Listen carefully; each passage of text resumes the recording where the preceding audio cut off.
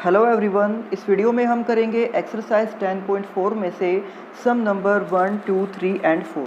But exercise start करने से पहले बात कर लेते हैं कुछ थ्योरम्स के बारे में।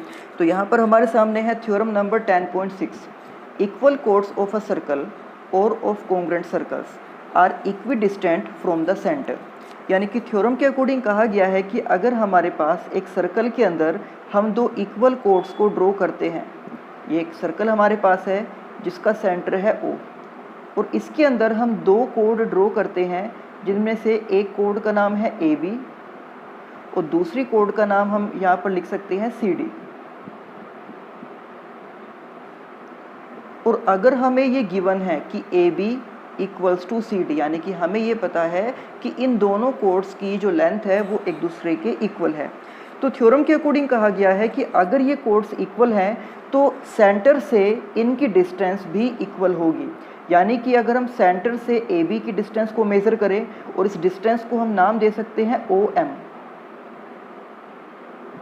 और इसी तरह से जो CD कोड है इसकी भी डिस्टेंस को अगर हम सेंटर से मेज़र करें और इस डिस्टेंस को हम नाम दें ON, तो थ्योरम के अकॉर्डिंग कहा गया है कि अगर AB और CD एक दूसरे के इक्वल हैं तो जब सेंटर से इनकी डिस्टेंस मेज़र की जाएगी यानी कि OM एंड ON ये दोनों भी एक दूसरे के इक्वल होंगे। इसके बाद theorem number 10.7। So according to theorem number 10.7, chords equidistant from the centre of a circle are equal in length. तो यहाँ पर कहा गया है कि किसी सर्कल के अंदर जिसका सेंटर O है, अगर हम दो कोड ड्रॉ करते हैं, इनमें से एक का नाम हम ले सकते हैं AB और दूसरे का नाम हम ले सकते हैं CD। तो अगर इन दोनों कोड्स की डिस्टेंस सेंटर से मेज़र की जाए, हम मान सकते हैं कि एक कोड की लेंथ है OM और दूसरे कोड की लेंथ है, यानी कि दूसरे कोड की डिस्टेंस है सेंटर से ON। तो स्टेटमेंट में, थ्योरम की स्टेटमेंट में कहा गया है कि ये दोनों कोड्स सेंटर से इक्विडिस्टेंट हैं, यानी कि OM एंड ON एक दूसरे के इक्वल हैं। तो थ्योरम के अकॉर्डिंग कहा गया है कि अगर ये दोनों कोड्स सेंटर से इक्विडिस्टेंट हैं तो इन दोनों कोड्स की लेंथ एक दूसरे के इक्वल होगी, यानी कि हम ये कह सकते हैं फिर कि AB इक्वल्स टू CD। तो इस तरह से थ्योरम नंबर 10.6 एंड 10.7 एक दूसरे के कन्वर्स हैं। थ्योरम नंबर 10.6 में कहा गया था कि अगर कोड्स इक्वल हैं तो वो दोनों सेंटर से इक्विडिस्टेंट होंगी, और थ्योरम नंबर 10.7 में ये कहा गया है कि अगर कोड्स सेंटर से इक्विडिस्टेंट हैं तो वो दोनों सेम लेंथ की होंगी। तो अब इन्हीं थ्योरम्स का यूज़ हमें करना है एक्सरसाइज 10.4 में। तो चलिए स्टार्ट करते हैं एक्सरसाइज 10.4 को। यहाँ पर फर्स्ट सम है, to circles of radii 5 centimetre and 3 centimetre intersect at 2 points and the distance between their centres is 4 centimetre. तो दो सर्कल ड्रॉ किए गए हैं जिनमें से पहले सर्कल की रेडियस है 5 सेंटीमीटर और दूसरे सर्कल की रेडियस है 3 सेंटीमीटर, और इन दोनों सर्कल को इस तरह से ड्रॉ किया गया है कि इनके सेंटर के बीच की जो डिस्टेंस है वो डिस्टेंस 4 सेंटीमीटर है। अब हमें यहाँ पर ये बताना है कि अगर ये दोनों सर्कल दो पॉइंट्स पर एक दूसरे को इंटरसेक्ट करते हैं तो इन दोनों सर्कल की कॉमन कोड की लेंथ क्या हो जाएगी। तो इस डायग्राम को ड्रॉ करने के लिए हम सबसे पहले 4 सेंटीमीटर का एक लाइन सेगमेंट ड्रॉ करेंगे, क्योंकि हमें ये स्टेटमेंट में ही कहा गया है कि दोनों सर्कल के सेंटर्स की जो डिस्टेंस है वो है 4 सेंटीमीटर। तो इस तरह से ये जो 4 सेंटीमीटर का लाइन सेगमेंट हमने ड्रॉ किया है, इसके एक एंड पॉइंट पर हम पहले वाले सर्कल का सेंटर मार्क करेंगे और दूसरे एंड पॉइंट पर हम दूसरे वाले सर्कल का सेंटर मार्क करेंगे। तो एक सेंटर को हम नाम दे सकते हैं O' और दूसरे सर्कल के सेंटर को हम नाम दे सकते हैं O। तो जो पहले पॉइंट को हमने मार्क किया है यानी कि O, यहाँ से हम कंपास को 3 सेंटीमीटर ओपन करके यानी कि 3 सेंटीमीटर रेडियस लेकर एक सर्कल को ड्रॉ कर देंगे इस तरह से। इसके बाद जो इसी लाइन सेगमेंट का दूसरा एंड पॉइंट है यानी कि जो O पॉइंट है, वहाँ पर हम कंपास को 5 सेंटीमीटर यानी कि रेडियस 5 सेंटीमीटर लेकर एक दूसरा सर्कल भी ड्रॉ कर देंगे।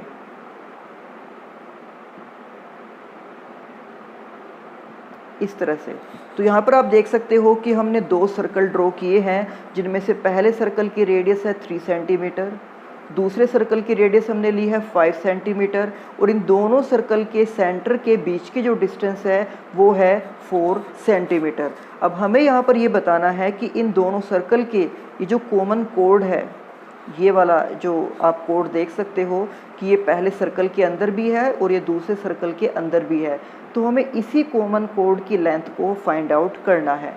तो आप यहाँ पर डायग्राम में देख सकते हो कि जो ये सर्कल है इसकी रेडियस है 3 सेंटीमीटर, इसके बाद जो ये वाला सर्कल है इसकी रेडियस है 5 सेंटीमीटर, और इन दोनों सर्कल के सेंटर के बीच की डिस्टेंस है 4 सेंटीमीटर। यहाँ पर पहले सर्कल का सेंटर उसको नाम दिया गया है O डैश, और दूसरे सर्कल का जो सेंटर है उसको नाम दिया गया है O, और हमें यहाँ पर इन दोनों सर्कल की कॉमन कोड यानी कि इस AB की लेंथ को फाइंड आउट करना है। तो आप यहाँ पर देख सकते हो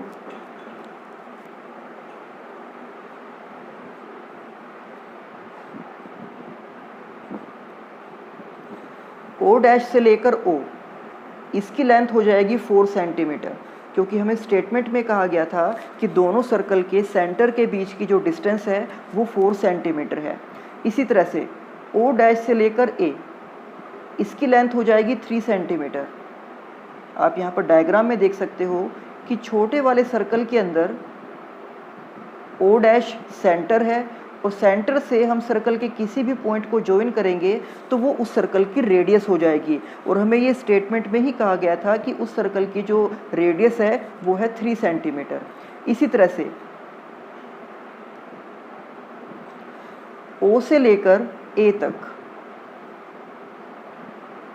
ये बड़े वाले सर्कल की रेडियस है, क्योंकि यहाँ पर आप देख सकते हो कि सेंटर से हमने सर्कल के एक पॉइंट को ज्वाइन किया, तो ये बड़े वाले सर्कल की रेडियस है, और हमें स्टेटमेंट के अंदर कहा गया था कि उसकी रेडियस है 5 सेंटीमीटर। तो यानी कि इस ट्रायंगल के अंदर आप देख सकते हो कि इस ट्रायंगल के अंदर एक साइड है 3, एक साइड है 4 और एक साइड है 5।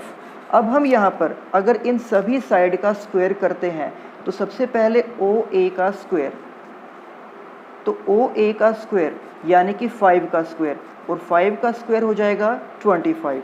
इसी तरह से O एंड O डैश का स्क्वायर, तो O डैश का स्क्वायर, O डैश की लेंथ है 4, तो 4 का स्क्वायर हो जाएगा 16। इसी तरह से OA, तो जब हम OA का स्क्वायर करेंगे, इसकी लेंथ है 3, तो 3 का स्क्वायर 9। अब आप यहाँ पर देख सकते हो कि अगर हम 16 और 9 को ऐड कर देते हैं तो इन दोनों का सम इस 25 के इक्वल आ जाएगा, यानी कि यहाँ पर दो साइड के स्क्वायर का सम थर्ड साइड के स्क्वायर के इक्वल आ रहा है। दैट मीन्स यहाँ पर पाइथागोरस थ्योरम अप्लाई हो रही है, और अगर यहाँ पर पाइथागोरस थ्योरम अप्लाई हो रही है दैट मीन्स हम ये कह सकते हैं कि इस ट्रायंगल के अंदर जो ये वाला एंगल है ये 90 डिग्री का होगा, क्योंकि पाइथागोरस थ्योरम को राइट एंगल ट्रायंगल में ही अप्लाई किया जा सकता है। तो जिसके लिए हम 5 को कह सकते हैं कि ये इस ट्रायंगल का हाइपोटेन्यूज है, 4 इस ट्रायंगल का बेस है, और 3 इस ट्रायंगल का परपेंडिकुलर है। और यहाँ पर परपेंडिकुलर का स्क्वायर एंड बेस का जो स्क्वायर है वो हाइपोटेन्यूज के स्क्वायर के इक्वल है, इसलिए हम ये कह रहे हैं कि यहाँ पर ये जो एंगल है ये 90 डिग्री का होगा। तो इसको हम इस तरह से लिख सकते हैं कि in triangle AO dash, AO का स्क्वायर यानी कि 5 का स्क्वायर 25, AO डैश का स्क्वायर यानी कि 3 का स्क्वायर 9 एंड OO डैश का स्क्वायर यानी कि 4 का स्क्वायर 16, जिसमें से 9 + 16 इन दोनों का सम 25 के इक्वल है, यानी कि इन दोनों साइड के स्क्वायर का सम इस वाली साइड के स्क्वायर के इक्वल है। AO dash square plus OO dash square ये इक्वल है AO स्क्वायर के इक्वल। तो दैट मीन्स हम ये कह सकते हैं कि angle AO dash O is equal to 90 degree, जैसे अभी मैंने आपको डायग्राम के अंदर बताया था। सेम इसी तरह से अगर हम यहाँ पर इस वाले ट्रायंगल के अंदर सेम यही प्रॉपर्टी अप्लाई करें तो यहाँ पर भी आप देख सकते हो कि इसकी लेंथ है 4, क्योंकि ये दोनों सेंटर के बीच की डिस्टेंस है। इसकी लेंथ है 3 क्योंकि ये छोटे वाले सर्कल की रेडियस है, और इसकी लेंथ है 5 क्योंकि बड़े वाले सर्कल की रेडियस है। और यहाँ पर भी 5 का स्क्वायर 25, 4 का स्क्वायर 16 एंड 3 का स्क्वायर 9, और 16 + 9 = 25, यानी कि सेम वही प्रॉपर्टी यहाँ पर भी अप्लाई हो रही है। तो इसलिए हम कह सकते हैं कि ये जो एंगल होगा ये एंगल भी 90 डिग्री का ही हो जाएगा।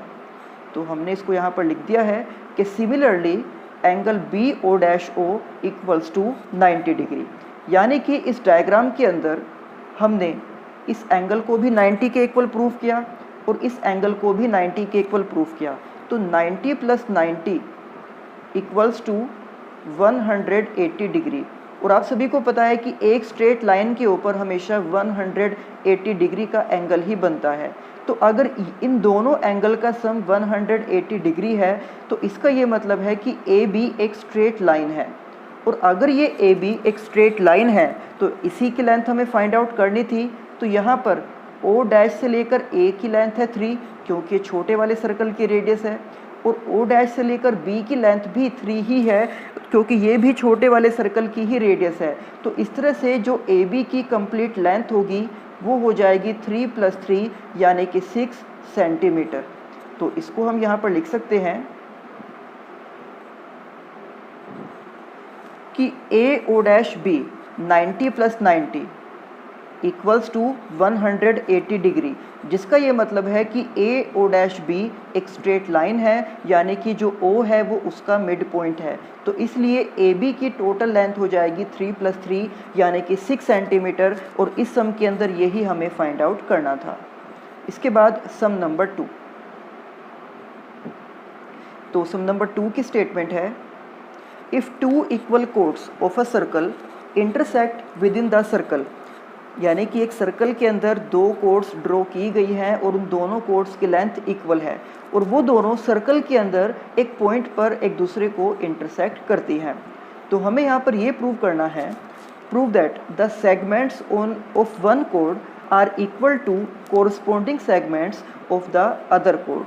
तो इसको आप इस तरह से भी समझ सकते हो कि एक सर्कल के अंदर अगर हम 2 कोड्स ड्रॉ करते हैं, जिसमें से एक को हम नाम दे सकते हैं AB और दूसरी कोड को हम नाम दे सकते हैं CD, और अगर हम ये मानकर चलें कि ये दोनों ही कोड एक दूसरे को पॉइंट E पर इंटरसेक्ट कर रही है, तो इसका मतलब ये है कि यहाँ पर इन दोनों ही कोड्स के 2-2 पार्ट्स हो गए हैं। और हमें ये प्रूफ करना है कि इस AB में से जो ये AE है वो इस DE के इक्वल होना चाहिए। AE must be equal to DE, और इसी तरह से BE ये इक्वल होना चाहिए इस CE के।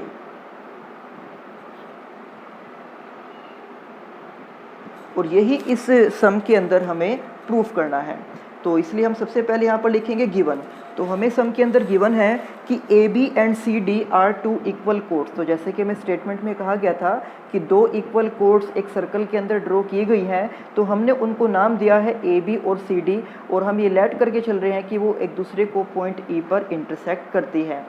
तो आप यहाँ पर डायग्राम में देख सकते हो कि एक सर्कल हमने ड्रॉ किया है और इसके अंदर हमने 2 कोड्स को भी ड्रॉ किया है जिनके नाम है AB एंड CD। और स्टेटमेंट के अकॉर्डिंग इन दोनों कोड्स की लेंथ एक दूसरे के इक्वल हैं, और अगर ये दोनों एक दूसरे को पॉइंट E पर इंटरसेक्ट करती हैं तो यहाँ पर इन दोनों ही कोड्स के 2-2 पार्ट्स बनते हैं। तो यहाँ पर AB के 2 पार्ट्स हैं AE एंड BE,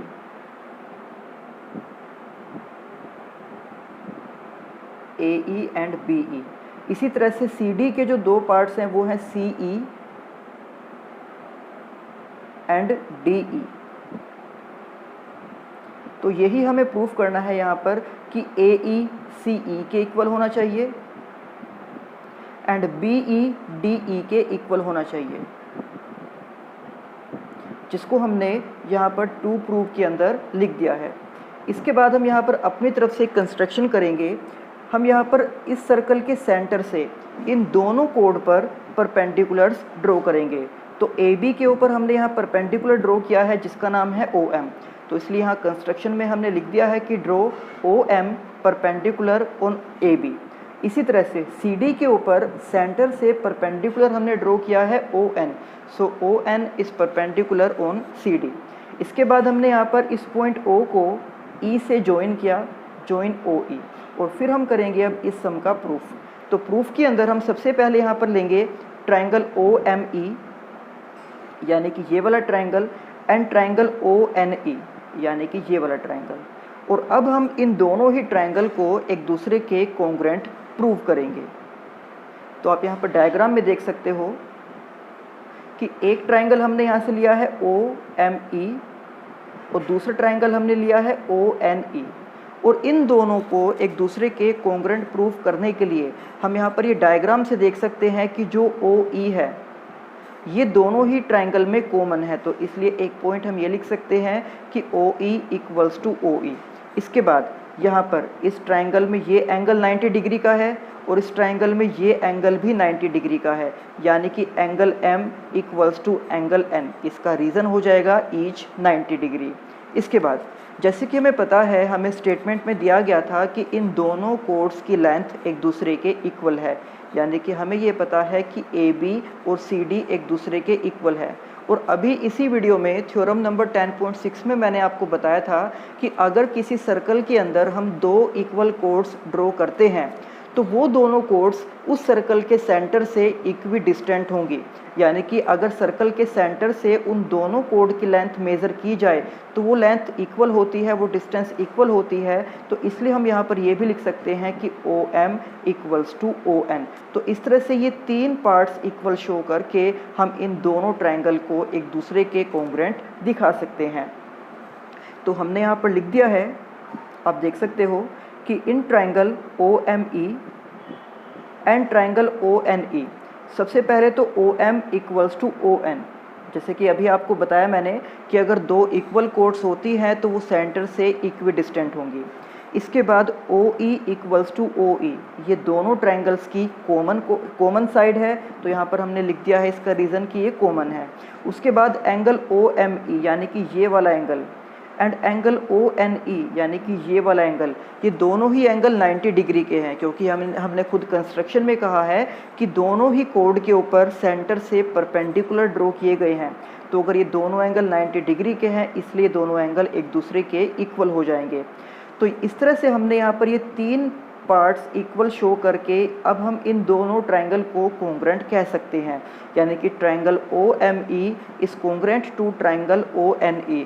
और यहाँ पर जो प्रॉपर्टी हमने यूज़ की है वो प्रॉपर्टी है RHS, यानी कि राइट एंगल हाइपोटेन्यूज साइड। हमने यहाँ पर एक राइट एंगल का यूज़ किया, उसी राइट एंगल के अपोजिट साइड यानी कि हाइपोटेन्यूज का यूज़ किया, और उससे अलग एक और साइड को इक्वल दिखाकर हमने यहाँ पर इन दोनों ट्रायंगल को कॉन्ग्रुएंट प्रूव कर दिया है। अब अगर ये दोनों ही ट्रायंगल एक दूसरे के कॉन्ग्रुएंट हैं तो हम CPCT से इनके किसी भी पार्ट्स को, किसी भी कॉरस्पॉन्डिंग पार्ट्स को इक्वल कह सकते हैं। तो अब हम यहाँ पर लिख रहे हैं कि EM equals to EN, EM equals to EN, और इसका रीज़न है CPCT, और इसको हमने यहाँ पर नाम दिया है इक्वेशन नंबर 1। अब इसके बाद जैसे कि हमें स्टेटमेंट के अंदर ही पता था, ये हमें गिवन था कि AB और CD यानी कि जो दोनों कोड्स हैं वो एक दूसरे के इक्वल हैं। अब हम यहाँ पर दोनों साइड 2 से डिवाइड कर देंगे, यानी कि AB को भी 2 से डिवाइड करेंगे और CD को भी 2 से डिवाइड करेंगे। तो जैसे कि आपको पता है कि किसी भी सर्कल के अंदर जब हम किसी कोड के ऊपर सर्कल के सेंटर से कोई परपेंडिकुलर ड्रॉ करते हैं तो वो परपेंडिकुलर हमेशा उस कोड को बाइसेक्ट करता है, यानी कि दो इक्वल पार्ट्स में डिवाइड करता है। तो इसलिए जब यहाँ पर AB के ऊपर परपेंडिकुलर ड्रॉ किया गया OM, तो इसका मतलब ये है कि OM ने AB को बाइसेक्ट किया, यानी कि AM और BM ये दोनों ही एक दूसरे के इक्वल हैं। इसी तरह से जब CD के ऊपर परपेंडिकुलर ड्रॉ किया गया ON, तो इस ON ने CD को भी बाइसेक्ट किया, यानी कि CN और DN भी एक दूसरे के इक्वल है। तो इसलिए अब हमने यहाँ पर AB का जो हमें हाफ लिखना था, तो AB का हाफ हम AM भी लिख सकते हैं और हम BM भी लिख सकते हैं। तो हमने यहाँ पर AB का हाफ यूज़ किया है AM को, और इसी तरह से CD का जो हाफ है हम CD का हाफ CN को भी लिख सकते हैं और हम DN को भी लिख सकते हैं। तो हमने यहाँ पर CD का हाफ लिख दिया है CN और इसको हमने यहाँ पर नाम दिया है इक्वेशन नंबर 2। और इसका रीज़न ये है कि perpendicular from centre bisect the code.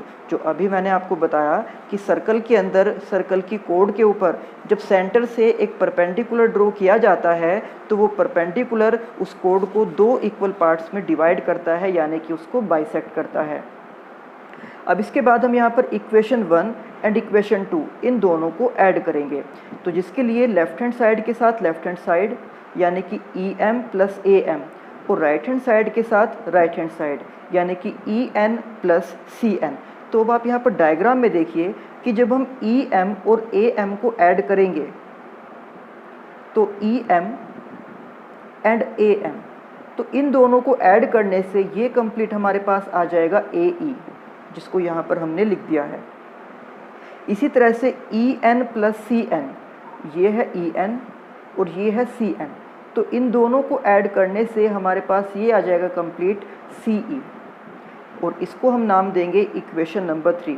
तो एक तो यही चीज़ हमें यहाँ पर प्रूफ करनी थी कि जो AE है वो इस CE के इक्वल होना चाहिए।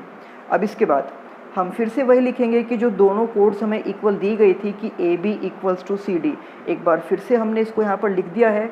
और अब हम यहाँ पर इसमें से यानी कि AB और CD में से AE और CE को सब्ट्रैक्ट कर देंगे, यानी कि हम इक्वेशन 4 में से इक्वेशन 3 को सब्ट्रैक्ट कर रहे हैं। तो यहाँ पर भी हम लेफ्ट हैंड साइड में से लेफ्ट हैंड साइड को सब्ट्रैक्ट करेंगे तो AB माइनस AE, और राइट हैंड साइड में से राइट हैंड साइड को सब्ट्रैक्ट करेंगे तो CD माइनस CE। तो आप यहाँ पर डायग्राम में देखिए कि जब हम AB में से, ये हमारे पास है AB, जब हम इस AB में से AE को सब्ट्रैक्ट कर देंगे तो हमारे पास बचेगा ये वाला पार्ट यानी कि BE। तो इस तरह से हमने यहाँ पर इनको माइनस करके लिख दिया है BE। इसी तरह से वहाँ पर राइट हैंड साइड में भी जब हम CD में से इस CE को सब्ट्रैक्ट कर देंगे तो हमारे पास बचेगा ये DE। तो हमने यहाँ पर इनको माइनस करके लिख दिया है DE। और हमें इस सम के अंदर यही प्रूफ करना था कि AE एंड CE एक दूसरे के इक्वल होने चाहिए एंड BE और DE एक दूसरे के इक्वल होने चाहिए। इसके बाद सम नंबर 3। तो सम नंबर 3 की स्टेटमेंट है, if 2 equal chords of a circle intersect with in the circle, यानी कि जो हमें क्वेश्चन नंबर 2 में गिवन था सेम वही क्वेश्चन नंबर 3 में भी गिवन है कि एक सर्कल के अंदर हमने 2 इक्वल कोड्स को ड्रॉ किया है जो एक दूसरे को किसी एक पॉइंट पर इंटरसेक्ट करती हैं। और हमें यहाँ पर प्रूफ ये करना है, proof that the line joining the point of intersection to the centre. जैसे कि आप देख सकते हो कि अगर एक सर्कल के अंदर हम 2 कोड्स ड्रॉ करते हैं और वो दोनों कोड्स एक दूसरे को किसी एक पॉइंट पर इंटरसेक्ट करती हैं, और अगर हम इस इंटरसेक्शन पॉइंट को सर्कल के सेंटर से ज्वाइन करें तो इन दोनों को ज्वाइन करने वाला ये जो लाइन सेगमेंट है, हमें ये प्रूफ करना है कि ये लाइन सेगमेंट उन दोनों कोड्स के साथ इक्वल एंगल बनाता है। मतलब कि हमें ये प्रूफ करना है कि ये जो एंगल है वो इस एंगल के इक्वल होना चाहिए।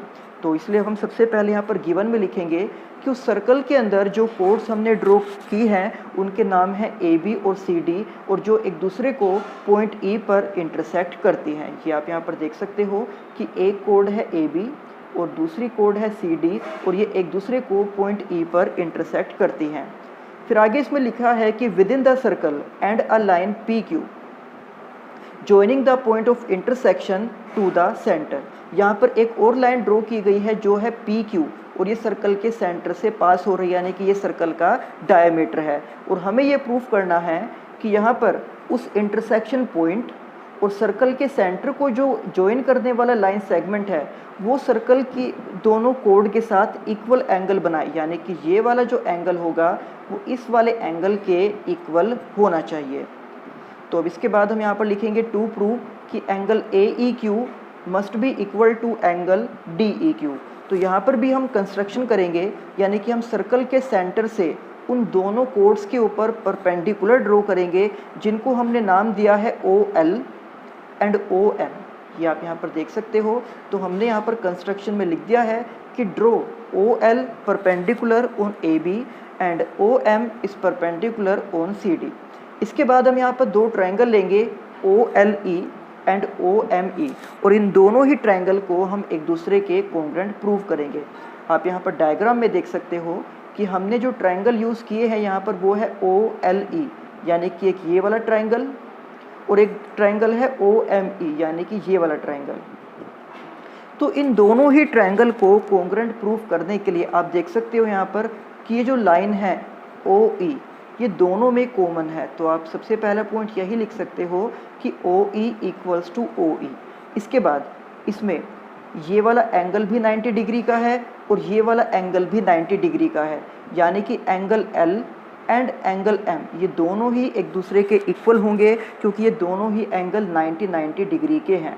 इसके बाद जैसे कि आपको अभी इस वीडियो में थ्योरम 10.6 में मैंने बताया था कि सर्कल के अंदर अगर हम दो इक्वल कोड्स ड्रॉ करते हैं तो उन दोनों कोड्स की जो डिस्टेंस सेंटर से मेज़र की जाएगी, यानी कि OL और OM, तो वो दोनों डिस्टेंस भी एक दूसरे के इक्वल होंगे। तो इस तरह से ये 3 पॉइंट इक्वल शो करके हम इन दोनों ही ट्रायंगल को कॉन्ग्रुएंट दिखा सकते हैं। इसलिए अब हमने यहाँ पर लिख दिया है कि in triangle OLE and triangle OME OL equals to OM, जैसे कि अभी आपको बताया कि इक्वल कोड्स सर्कल के सेंटर से इक्वी डिस्टेंट होती हैं। उन दोनों ही ट्रायंगल में OE कॉमन है एंड दोनों ही ट्रायंगल में OLE एंड OME ये दोनों एंगल 90 डिग्री के हैं। तो इसलिए 1, 2 एंड 3 ये 3 पॉइंट इक्वल शो करके हम इन दोनों ट्रायंगल को कॉन्ग्रुएंट कह सकते हैं। और अगर ये दोनों ट्रायंगल कॉन्ग्रुएंट हैं और यहाँ पर हमने रूल यूज़ किया है RHS, यानी कि राइट एंगल हाइपोटेन्यूज साइड। तो अब हम CPCT से इनके किसी भी कोरिस्पोंडिंग पार्ट्स को इक्वल दिखा सकते हैं। हम यहाँ पर लिख देंगे कि angle LEO equals to angle MEO। आप यहाँ पर डायग्राम में देख सकते हो कि हमने CPCT से लिख दिया है एंगल LEO, यानी कि ये वाला angle equals to angle MEO, यानी कि इस एंगल के इक्वल है। और यही हमें शो करना था कि उन दोनों कोड्स का इंटरसेक्शन पॉइंट को अगर हम सर्कल के सेंटर से ज्वाइन करते हैं तो इंटरसेक्शन पॉइंट को सेंटर से ज्वाइन करने वाला लाइन सेगमेंट सर्कल के अंदर दोनों कोड के साथ इक्वल एंगल बनाता है। यही इस सम के अंदर हमने प्रूफ करना था और ये हमने यहाँ पर इसको प्रूफ कर दिया है। इसके बाद सम नंबर 4। तो सम नंबर 4 की स्टेटमेंट है, if a lines intersect two concentric circle. Concentric circle यानी कि ऐसे सर्कल जिनका एक ही सेंटर होता है। आप मानकर चल सकते हो कि आपने किसी एक पॉइंट के ऊपर कंपास को रख के एक सर्कल को ड्रॉ किया, उसके बाद उसी पॉइंट के ऊपर दोबारा से उसी कंपास को रख के और डिफरेंट रेडियस के साथ अगर आप दूसरा सर्कल ड्रॉ करते हो तो इस तरह से ये जो सर्कल बनेंगे, इन सर्कल को हम बोलते हैं कंसेंट्रिक सर्कल्स, यानी कि इन दोनों का जो सेंटर है वो सेम होता है। तो हमें यहाँ पर कहा गया है कि if a line intersect two concentric circle with centre O, उन दोनों सर्कल का सेंटर सेम है O, और वो जो लाइन उन सर्कल को इंटरसेक्ट करती है वो उनको इंटरसेक्ट करती है point A, B, C and D पर, तो हमें ये प्रूफ करना है कि AB इक्वल्स टू CD। आप यहाँ पर डायग्राम में देख सकते हो कि एक सर्कल ये है और दूसरा सर्कल ये है और दोनों का एक ही सेंटर है O, और एक लाइन जो यहाँ पर इनको इंटरसेक्ट करती है point A, B, C and D पर, तो हमें ये प्रूफ करना है कि AB इक्वल्स टू CD। तो सबसे पहले हम यहाँ पर गिवन में लिखेंगे a line AD intersect two concentric circles at A, B, C and D where O is the centre of this circle.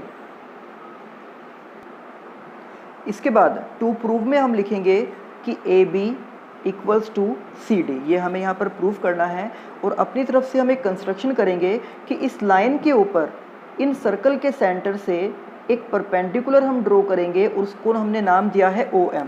तो यहाँ पर कंस्ट्रक्शन में हमने लिख दिया है कि draw OM perpendicular on AD। तो अब हम करते हैं इस सम का प्रूफ। तो प्रूफ में हम लिखेंगे AD is the code of the larger circle. ये जो बड़े वाला सर्कल है इसके अंदर ए से लेकर डी तक ये लाइन सेगमेंट ड्रॉ किया गया है, यानी कि ये बड़े वाले सर्कल के अंदर एक कोड है। और आपको पता है कि सर्कल के अंदर सेंटर से कोड के ऊपर जब भी हम एक परपेंडिकुलर ड्रॉ करते हैं तो वो परपेंडिकुलर उस कोड को बाइसेक्ट करता है, यानी कि ए एम और डी एम एक दूसरे के इक्वल हो जाएंगे। तो हमने यहाँ पर लिख दिया है कि A M equals to D M, और इसका रीज़न ये है कि ओ एम यानी कि वो परपेंडिकुलर बाइसेक्ट द कोड, और इसको हमने नाम दिया है इक्वेशन नंबर 1। इसी तरह से उस छोटे वाले सर्कल के अंदर भी बी से लेकर सी तक ये उस सर्कल की कोड है, और यहाँ पर भी ओ से लेकर एम तक ये इसमें हमने एक परपेंडिकुलर को ड्रॉ किया था। तो ओ एम इस बी सी को भी बाइसेक्ट करेगा, यानी कि बी एम और सी एम एक दूसरे के इक्वल हो जाएंगे, और इसका भी सेम वही रीज़न है, और इसको हमने नाम दिया है इक्वेशन नंबर 2। इसके बाद हम इक्वेशन 1 में से इक्वेशन 2 को सब्ट्रैक्ट करेंगे। तो लेफ्ट हैंड साइड में से लेफ्ट हैंड साइड को और राइट हैंड साइड में से राइट हैंड साइड को। तो A M minus B M and D M minus C M. तो जब हम ए एम में से बी एम को सब्ट्रैक्ट करेंगे तो हमारे पास बचेगा ए बी। इसी तरह से जब हम डी एम में से सब्ट्रैक्ट करेंगे सी एम को तो हमारे पास बचेगा सी डी। और यही इस सम के अंदर हमें प्रूफ करना था कि A B equals to C D. तो ये थे एक्सरसाइज 10.4 के सम नंबर 1, 2, 3 एंड 4। अब इसी एक्सरसाइज के बाकी सम हम करेंगे नेक्स्ट वीडियो में। तब तक आप इन सम की अच्छे से प्रैक्टिस करना। तो मिलते हैं आपसे नेक्स्ट वीडियो में। Thank you.